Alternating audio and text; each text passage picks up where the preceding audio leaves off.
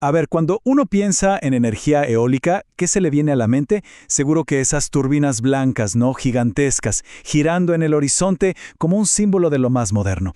Pero la verdad es que estamos hablando de una de las fuentes de energía más antiguas que existen. Así que bueno, hoy vamos a explorar esa historia tan sorprendente y también el futuro, que es bastante complejo, de la energía del viento. Bueno, para empezar, les dejo una pregunta. Si quitamos la fuerza de los músculos, ya sea de personas o de animales, ¿cuál es el método más pero más antiguo que hemos usado para generar energía? Piénsenlo.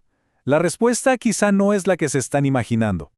Pues sí, la respuesta es el viento. Imagínense, muchísimo antes de que existiera la máquina de vapor o la electricidad, ni hablar de los combustibles fósiles, el ser humano ya sabía cómo, digamos, atrapar la fuerza del aire para hacer todo tipo de trabajos. Y miren esta línea de tiempo, es que es fascinante. No solo nos muestra lo viejísimo que es esto, sino cómo fue cambiando el para qué lo usábamos. O sea, pasamos de algo tan básico como mover barcos en el antiguo Egipto a usarlo para algo vital, como regar los campos en Babilonia. Y la cosa se fue poniendo más y más sofisticada, ¿eh?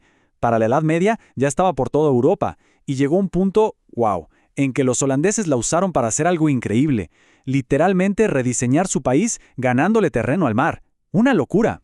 Y ojo que antes de los típicos molinos europeos que tenemos en la cabeza, existía esto, la panémona. Era un tipo de molino de eje vertical muy usado en Persia y en China. Lo más interesante de todo esto es el diseño, ¿no? Usaban velas de tela totalmente diferente a los molinos de eje horizontal que después se hicieron famosos en Europa.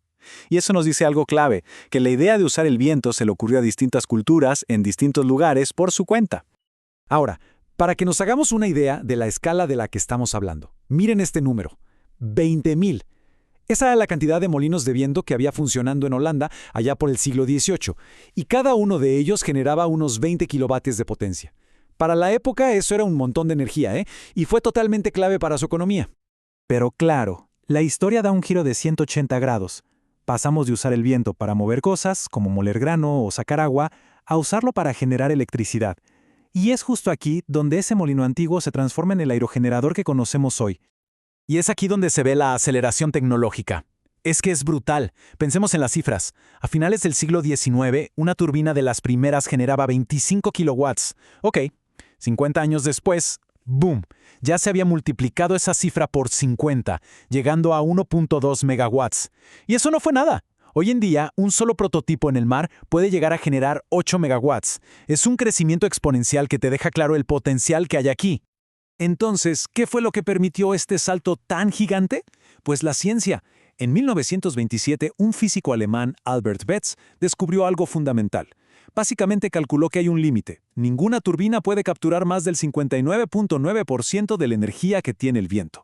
Y aquí viene lo interesante. Para acercarse a ese límite, se empezó a usar todo lo que se sabía de aerodinámica por la industria de la aviación. Eso fue clave para diseñar las aspas y hacerlas súper eficientes. Pero, a pesar de todos estos avances, la energía eólica como que se quedó en el olvido, ¿no? Los combustibles fósiles eran baratos y dominaban todo. El gran punto de quiebre, bueno, ese llegó en los años 70. La famosa crisis del petróleo obligó al mundo entero a buscar casi desesperadamente otras opciones. Y de repente, todos voltearon a ver al viento de nuevo, pero esta vez como una solución a gran escala. Y bueno, ese interés que resurgió en los 70s nos trae de lleno a la actualidad, porque hoy la energía eólica ya no es una pequeña alternativa, para nada, es un verdadero gigante en el panorama energético mundial. Para darnos una idea de la magnitud de este crecimiento, solo hay que ver este gráfico. Y ojo, no estamos hablando de décadas, estamos hablando de un lapso de solo 4 años. Pasar de 433 a más de 651 gigavatios en tan poco tiempo, eso no es solo crecer, es una auténtica explosión. La capacidad mundial simplemente se disparó. Ok, ¿y quiénes son los que mandan en esta revolución eólica? Esta tabla del 2019 lo deja clarísimo. Hay un jugador que está en otra liga, China. Su capacidad es más del doble que la del segundo, que es Estados Unidos. Luego, claro, vienen potencias como Alemania, India, España, pero la distancia con el primer lugar es de verdad abismal. Este gráfico de Donna lo resume perfectamente. Que un solo país, China, tenga más de un tercio de toda la capacidad mundial, eso nos dice algo muy importante. No es solo un número. Una inversión de este tamaño le da a China un poder decisivo en todo, en la tecnología, en la fabricación, en cómo se va a mover el futuro de la energía eólica en todo el planeta. Pero claro, esta historia de crecimiento, que parece no tener fin, pues tiene dos caras. Como cualquier tecnología que se usa a esta escala, aprovechar el viento tiene sus pros y sus contras, y hay que ponerlos sobre la mesa. Y aquí está la balanza, y es un arma de doble filo, tal cual. Por un lado, las ventajas son enormes, ¿no? Es energía limpia, crea trabajos a nivel local, da independencia energética, pero cada uno de esos puntos tiene su pero técnico o económico. El viento no sopla cuando uno quiere, guardar la energía que sobra es súper complicado y caro, y mover la electricidad desde un parque eólico en medio de la nada hasta las ciudades, bueno, eso también cuesta un dineral. Y además de lo económico y lo técnico, está el tema del medio ambiente. Porque sí, la energía que produce es limpia, no contamina el aire, pero instalar y mantener esos parques gigantes tiene un impacto ambiental que no se puede pasar por alto. Cuando se evalúa un proyecto de estos, se tiene que mirar todo el panorama. No es solo pensar, ¡ah, qué bien, energía limpia! No, es ver cómo la construcción afecta el suelo, las plantas, qué pasa con las aves de la zona, cómo se transforma el paisaje, que es un cambio para siempre. Y claro, el tema del ruido para la gente que vive cerca. Y vamos a tocar el tema de las aves, que siempre genera mucha discusión. A ver, el riesgo de que choquen con las aspas es real, no hay que negarlo. Pero, y este es un pero importante, los estudios demuestran que ese riesgo suele ser mucho menor que el que representan otras cosas que hemos construido nosotros, como los cables de alta tensión, los edificios altos o hasta las autopistas. Ponerlo en contexto es clave. Y sobre el ruido, ¿qué tanto es?